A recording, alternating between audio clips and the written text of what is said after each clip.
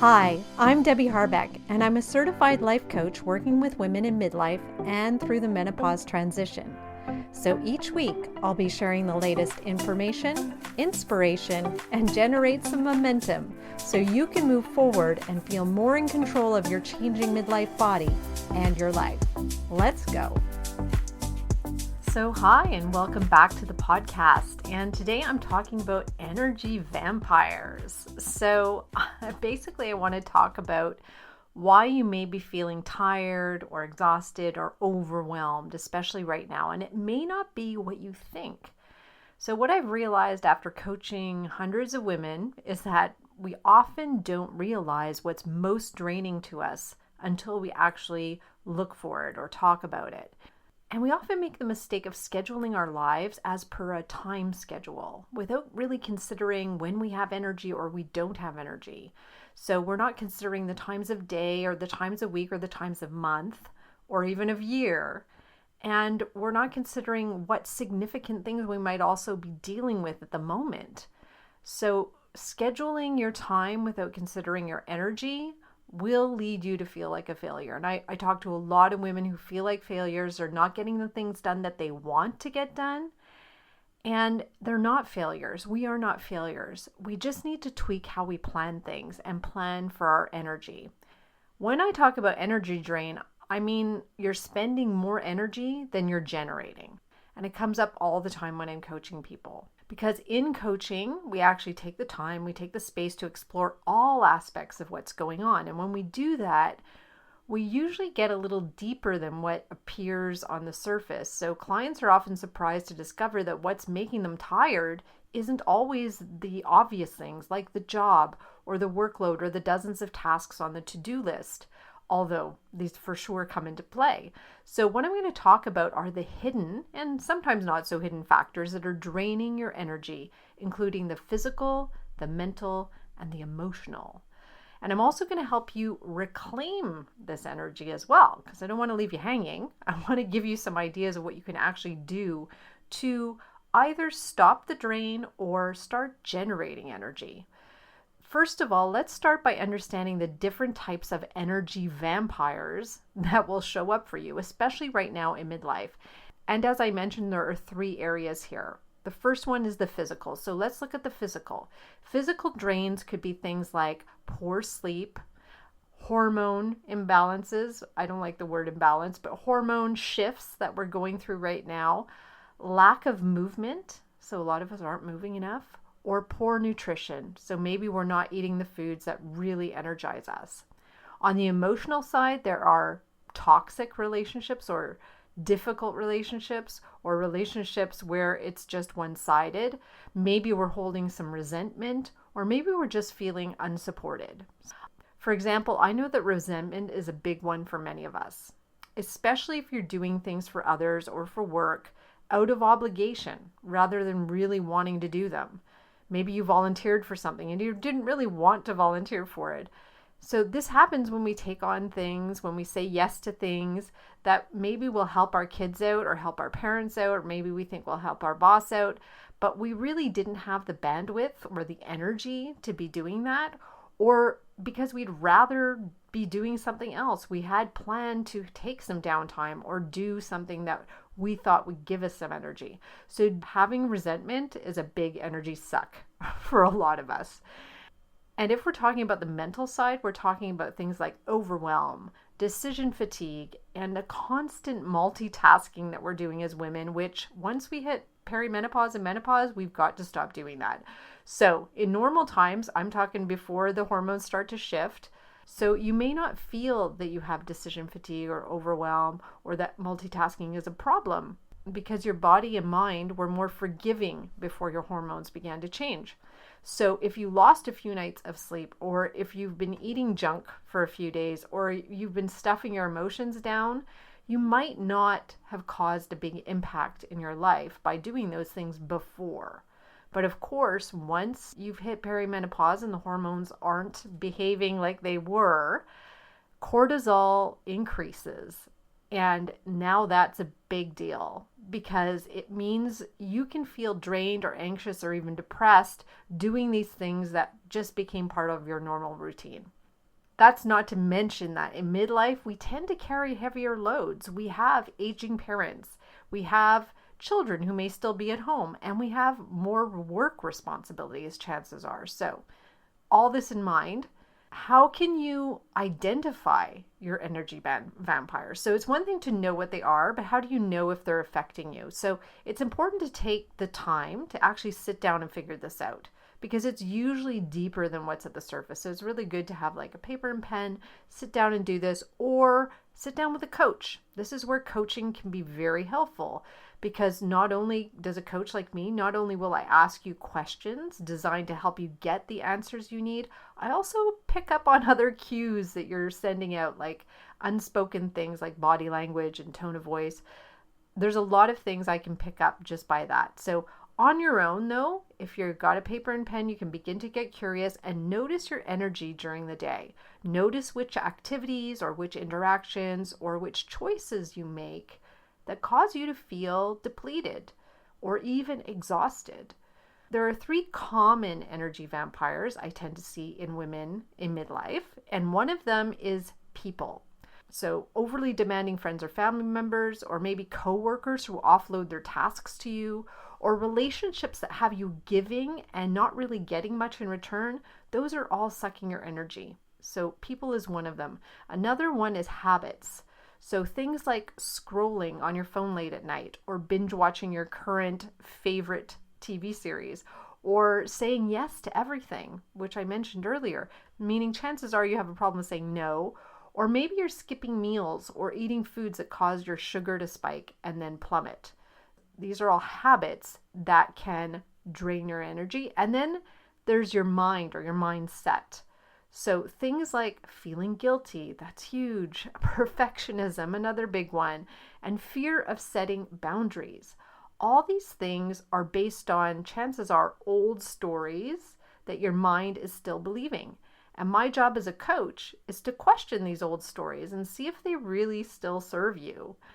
And just recently, I had a client who had a story in her mind to get a really good workout, to actually have it be beneficial, maybe, and lead to weight loss. It needs to be at least 45 minutes. Now, that was a story that was causing her to avoid working out because it felt like she didn't have time. And by not exercising, she was feeling really low on energy. So we challenged her mindset and had her try just 15 minutes of exercise, right? Just make it smaller, challenge the idea of 45 minutes. Suddenly she was consistent with her workouts because it was a whole lot easier to do 15 minutes. And now it's becoming a habit. It's just part of her normal routine. And her energy has already multiplied. Not bad for just 15 minutes a day, right? So now that you know what drains your energy, what can you do about it? So if we go back to these 3 areas, the physical, the emotional, mental, let's start with the physical. So for us ladies in midlife, if sleep isn't happening, which I know is a lot of us, meaning you're not getting the 7 to 8 hours you need, or it doesn't feel restful even if you are getting the sleep, then you've got to prioritize sleep here.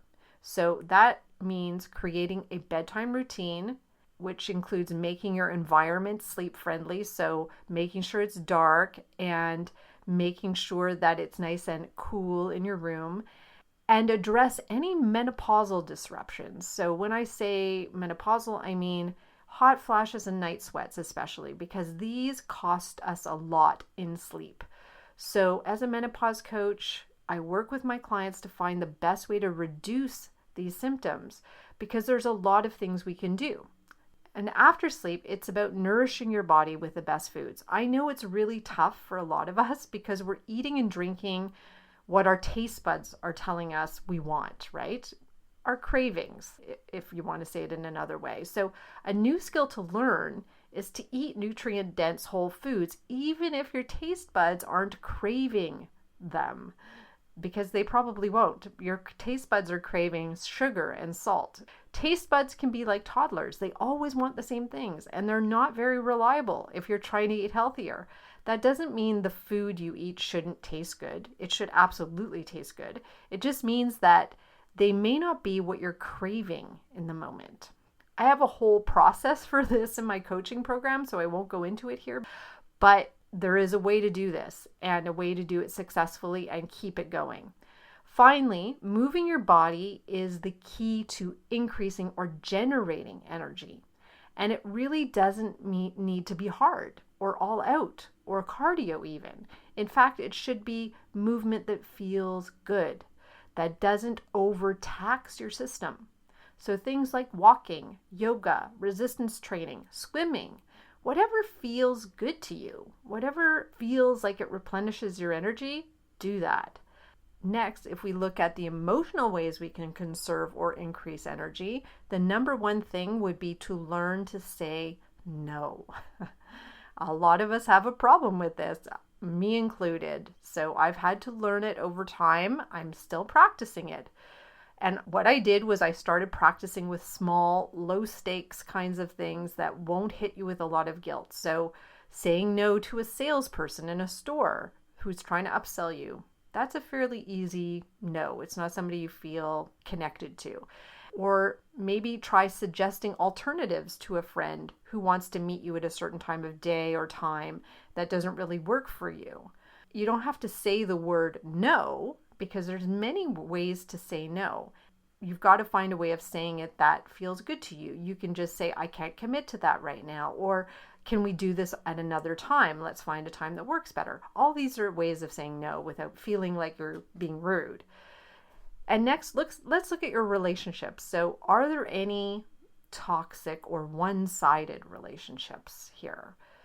If you find that there's relationships in your life that are just one-sided, where you're giving a lot and you're not getting a lot in return or much or anything at all, then you've got to decide what to do with those relationships. Either you can end them, that's one way, or you can reduce the time you spend on them. We can get really creative with this one too, and I have in coaching. So this is something else we can look at. And finally, build yourself a network, because that can be tremendously helpful to generate energy. So seek out friends, coaches, communities who uplift and energize you. If you're ever low on energy, all of these energy sources can be indispensable. Finally, let's look at what you can do mentally. I mentioned that overwhelm can be a big energy drain, especially in midlife. And the first step there is to recognize what is overwhelming you, which, as I mentioned earlier, is usually more than the tasks you've got on your to-do list. So a messy home or office, or work that you've been avoiding, or failing to get back on the exercise wagon can all be tremendous drains, even if they don't appear on your to-do list. For example, I have a client who was struggling with overwhelm, and as a result, she was getting to bed late and she wasn't exercising like she wanted to. So through coaching, she discovered that her messy office and bedroom were weighing her down. She was avoiding actually going into her bedroom at night. So she was staying up to watch TV, not going into her bedroom because it was stressful. It was a reminder. Every time she walked into the clutter, it would weigh her down, and it wasn't relaxing, which a bedroom should be actually. And her messy spaces in her home also cluttered her mind, because she was always feeling like she was behind and that she should be cleaning. She was carrying these messes with her in her mind. And once she figured this out, we created a plan for her to tackle her messy spaces, and it completely changed her life, way more than I would have ever thought, in fact. Suddenly she was free of her energy vampires and able to get to bed earlier at the time she wanted to get to bed and exercise more often. Like I said, it's not always what you think it will be. And working with a coach can really help expose these vampires and deal with them in a way that can recharge you. The next solution to a mental energy drain is to make things simple and decide things in advance. So we tend to get tired as the day goes on, and there's a real phenomenon called decision fatigue. That happens where as the day progresses, the decisions we make become more challenging, meaning they take up more of our energy. So making decisions earlier in the day or ahead of time, like what you're going to have for dinner, for instance, can be tremendously energy giving. And as I said, the other thing was to make things simple. So cut down the big to-dos, like if you've got clean the house or clean the kitchen on your to-do list, try to break that down into like organizing my fridge or organizing my underwear drawer. These kinds of breakdowns can actually help minimize your energy drain because you're more likely to do them. So they won't be heavy things that you're carrying around in your brain.